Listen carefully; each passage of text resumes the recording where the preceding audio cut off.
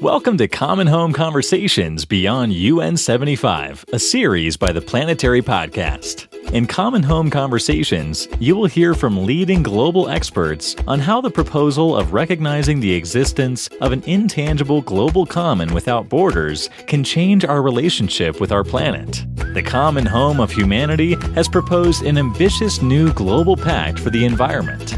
The adverse effects of climate change span across borders and beyond territories. Recognizing the Earth system as a common heritage of humankind is the first step in restoring a stable climate, a visible manifestation of a well-functioning Earth system. This proposal's cascading effects would be systemic and tremendously impact international relations and economics, opening the doors to restoring a well-functioning Earth system. Common Home Conversations is the place to discuss a new social contract between society, economy, and the Earth system. Now, here is your host, founder and CEO of the Planetary Press, Kimberly White.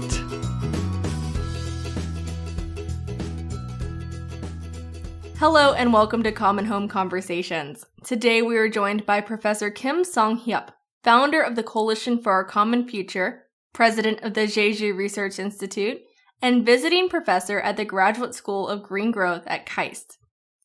Thank you for joining us today. So, you were appointed as the Blue House Future Vision Secretary in 2008 and contributed to Korea's historic low-carbon green growth vision. Later in 2011, you became the Senior Secretary to the President for Green Growth. Please tell us more about these experiences.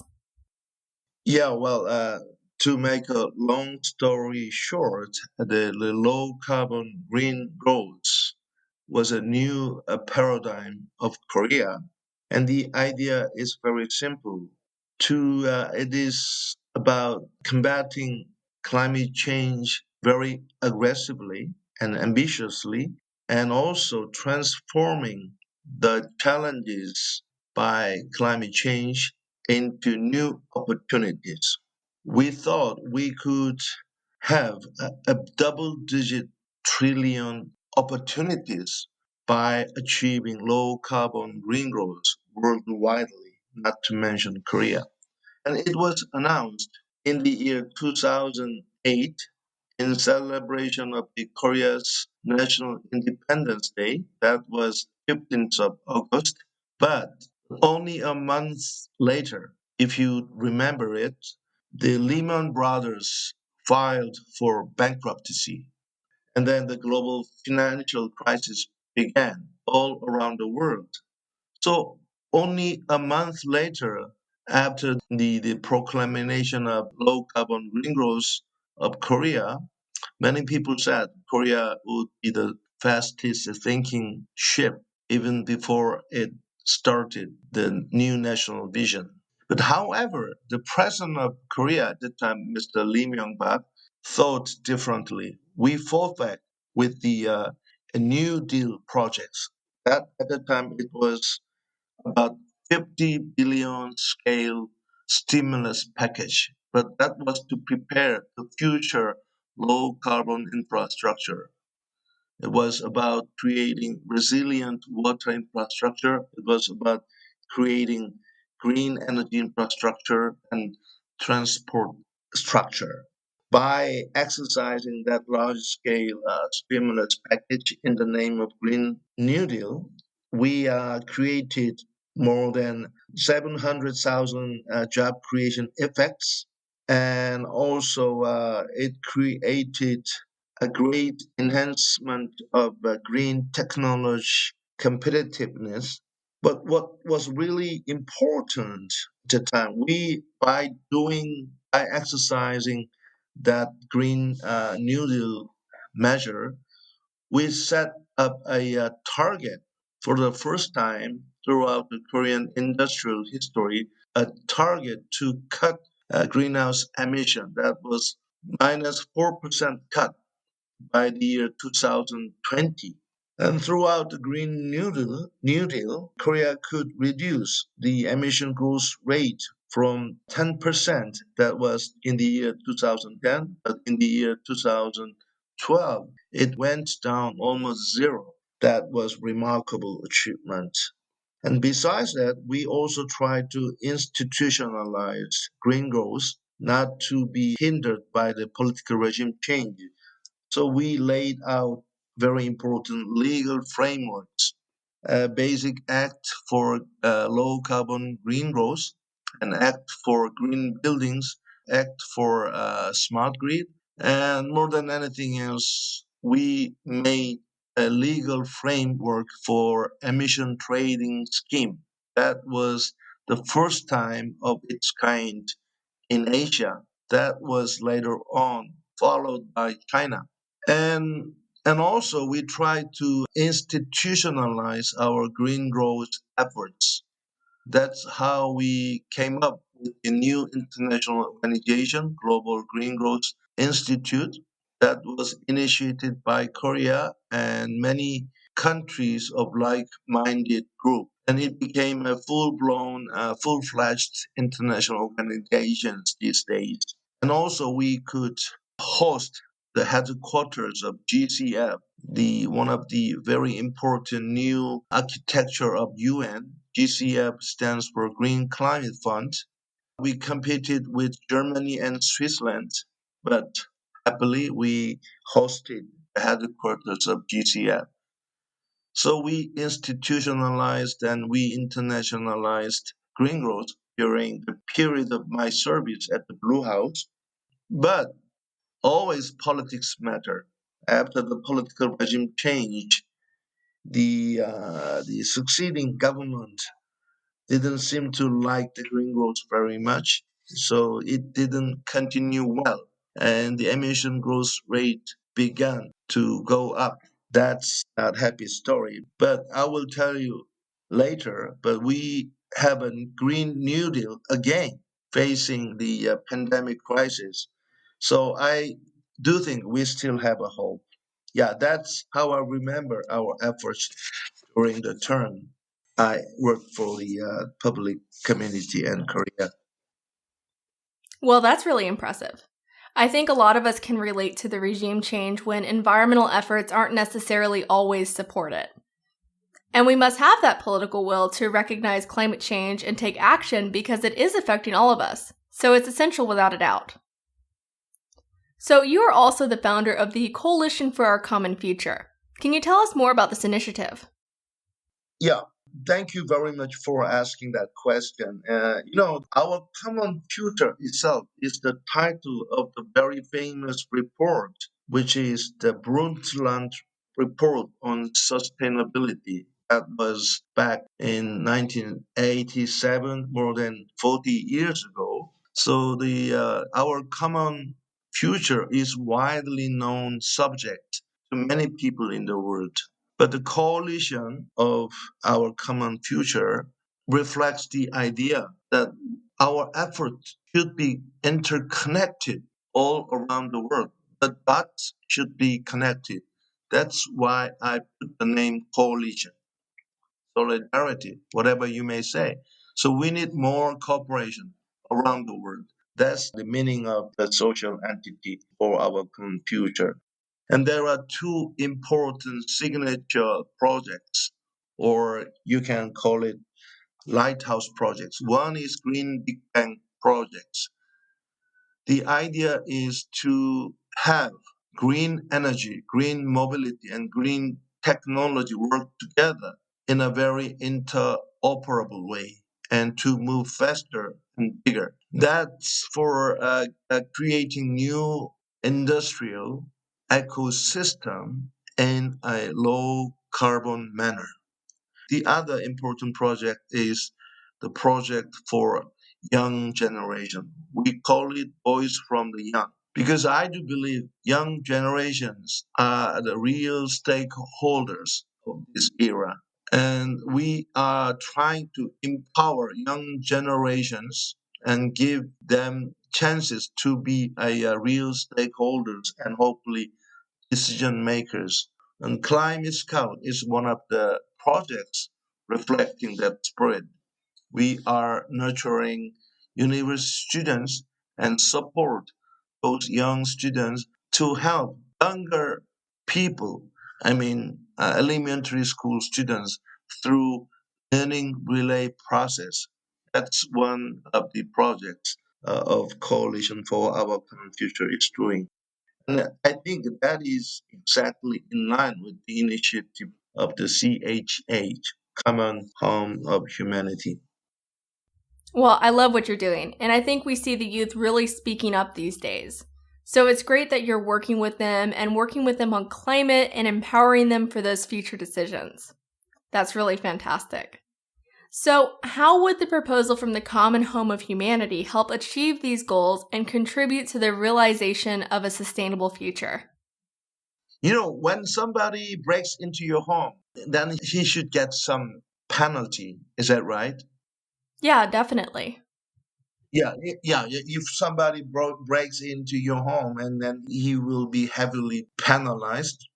But yeah, I truly think that the Earth system is our home, and the idea is really appealing. Well, the diplomatic negotiations on climate change began since 1995 in the name of Conference of Parties that was held in Berlin, in Germany. And I attended the Conference of Parties since the Copenhagen Climate Summit in Denmark in 2009. I have never missed that annual Conference of Parties on climate change. That's impressive. Yeah. But during those 25 years long diplomacy on climate change, yeah, we have a Paris Agreement on climate change. That is really a remarkable thing. But to my sorrow, with that agreement, our global greenhouse gas emission still is increasing. This year is an exception due to the coronavirus, maybe about 6 or 7% minus.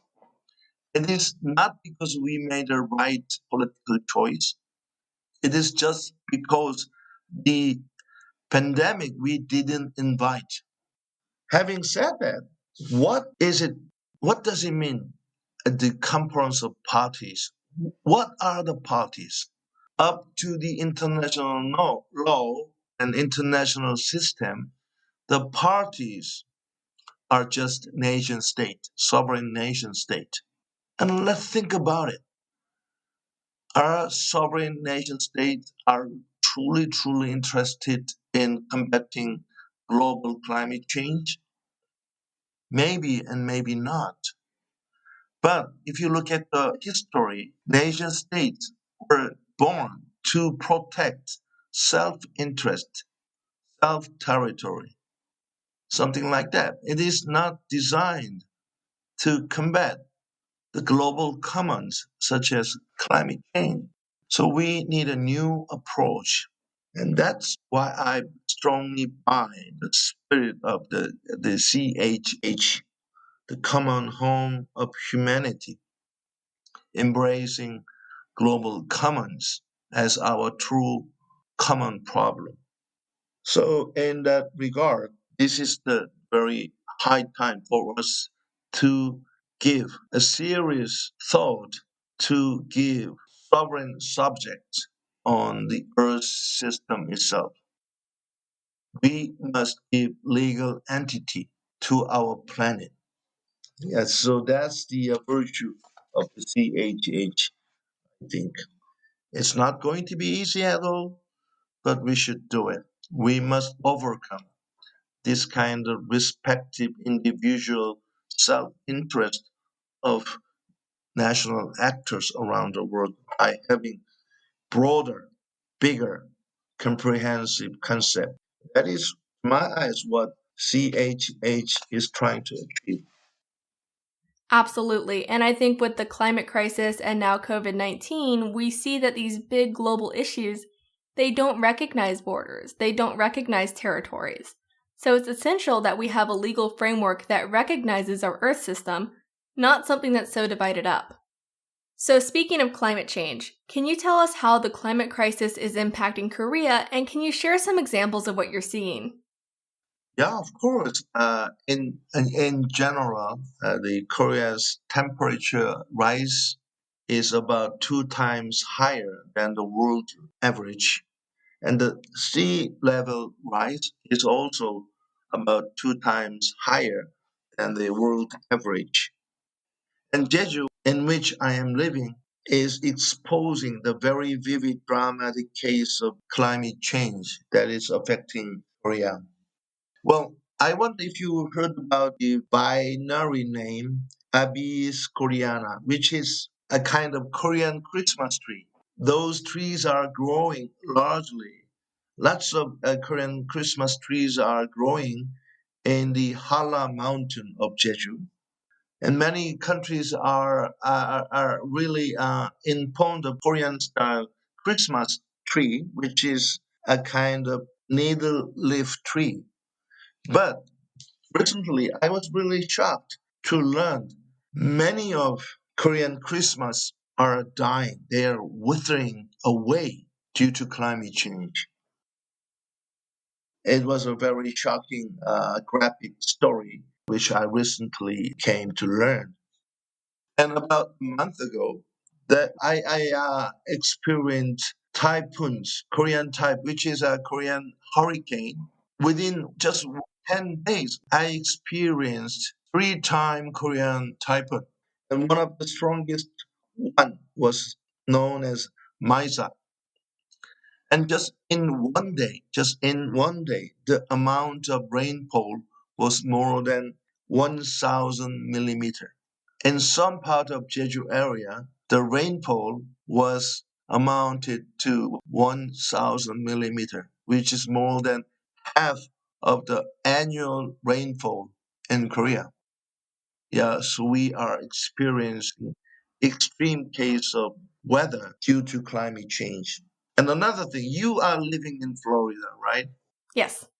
And Jeju has a very wonderful seaside. We have a wonderful sea around Jeju Island. But due to also climate change, the under the sea, the we are witnessing.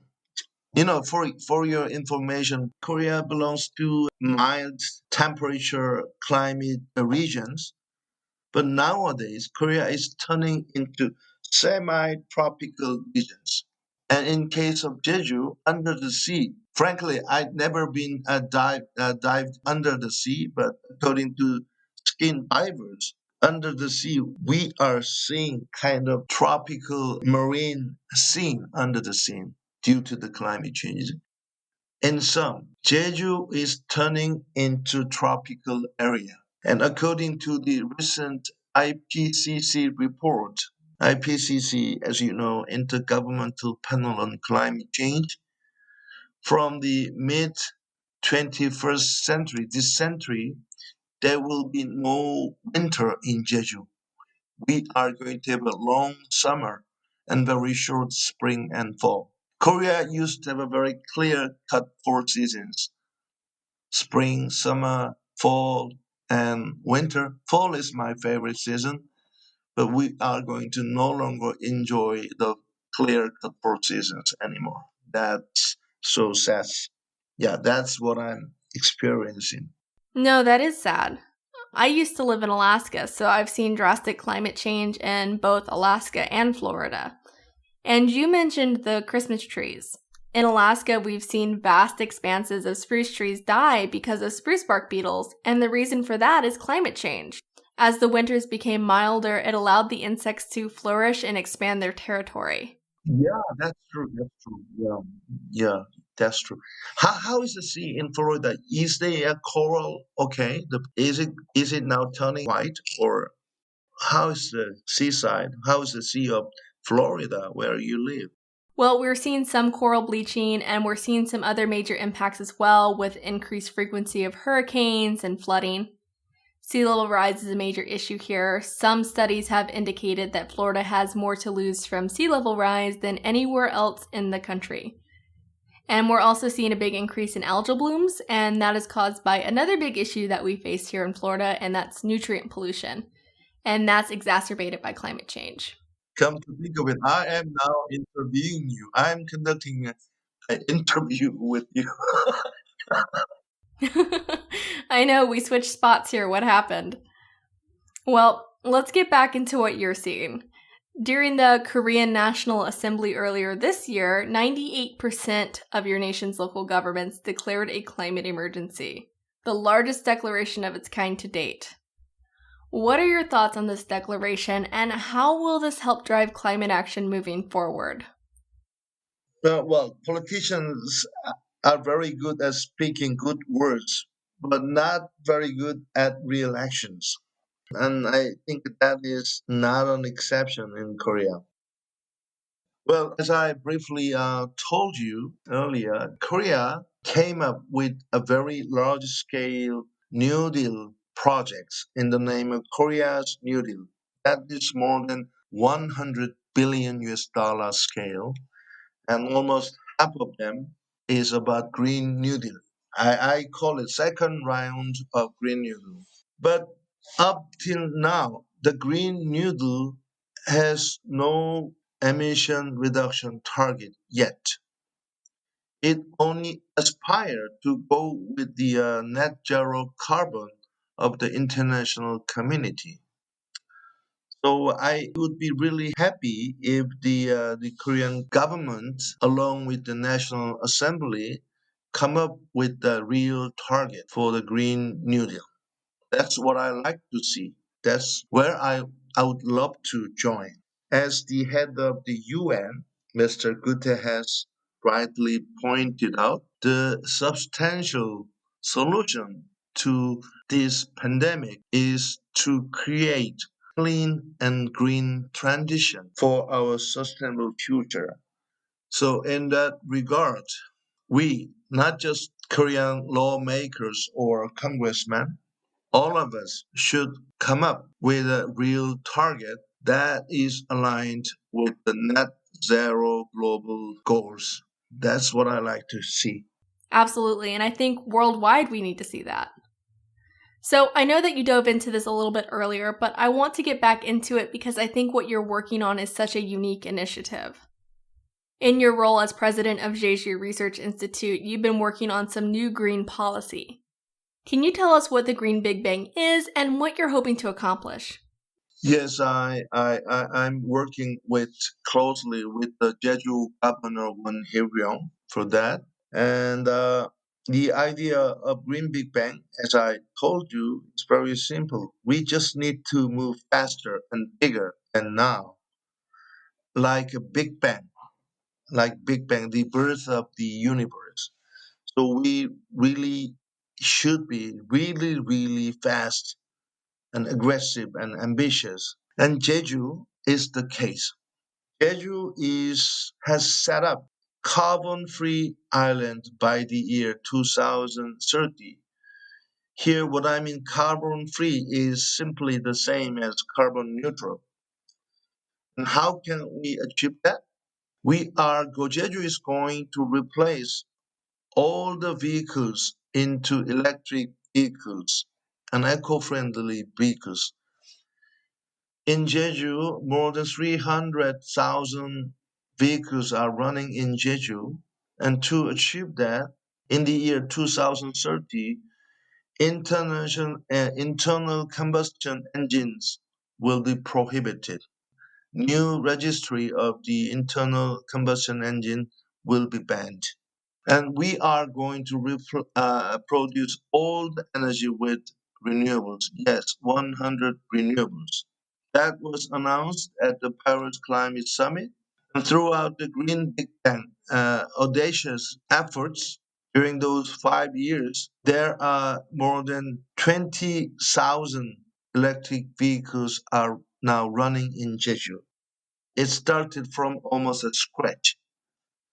And the renewable energy penetration rate is about 15%.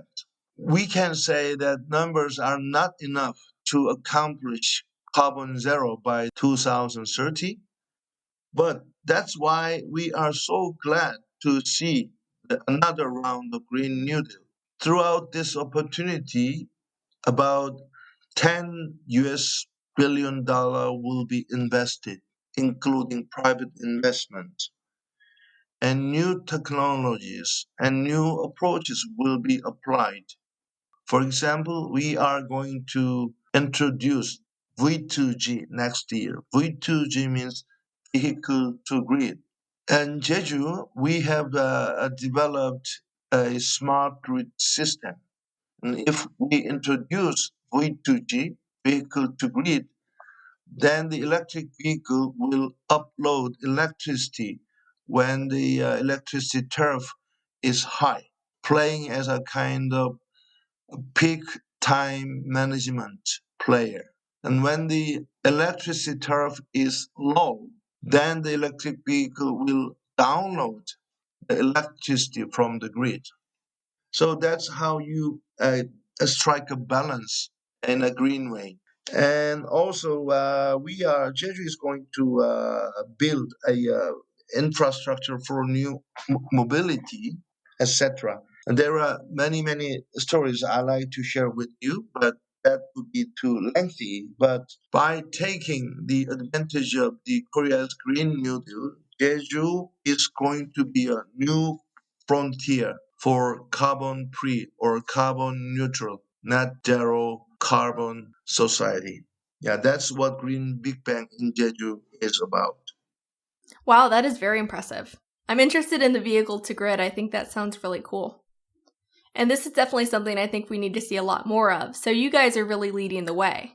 Well, Korea is rather good at moving fast. So once we really set up a good direction, I am sure Korea Korea can move fast. And Korea has developed very good digital and ICT technologies. This is a time when energy and mobility meet together with that kind of IT technologies.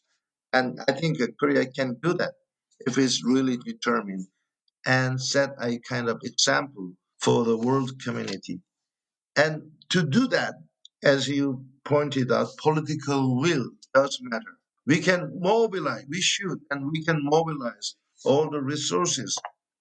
Excellent. Yeah, I think it's great and definitely an example for the global community to follow. I'm excited to see how everything plays out and to follow your work on Jeju Island. The next question I have is on the common home of humanity. What do you think the Global Pact for the Environment should address? And in your opinion, how will the proposal from the Common Home of Humanity better address the climate crisis? Well, as you know well, there is no global central authority.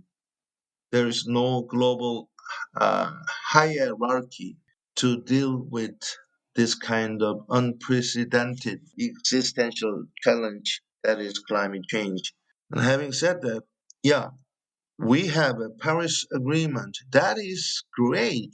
Even a professor, an expert like Daniel Yelgin, one of the most important experts on energy, he says the world history will be divided before Paris and after Paris. But to my eyes, Paris Agreement is wonderful, but that's not enough. And we should integrate all the important parts of environmental agenda. So that's the beauty of global environment act, and which to my eyes should go beyond the borders, as you mentioned.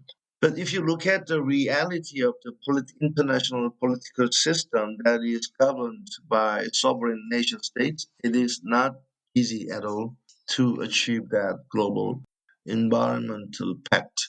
And that's why the movement led by civil society like CHH is really important. So at this moment, I think let the citizens of the world know much better and much deeper about the initiative, about the cause of the CHH, including the media you are in charge of. The world is scattered, and the role of CHH is to integrate those scattered dots together. And to raise public global awareness is really important at this stage. And to my knowledge, it is aligned with the UN 75 movement. it's a good sign. It's a good sign. So 2 years later, maybe at 2022, we are going to celebrate that meaningful Stockholm conference.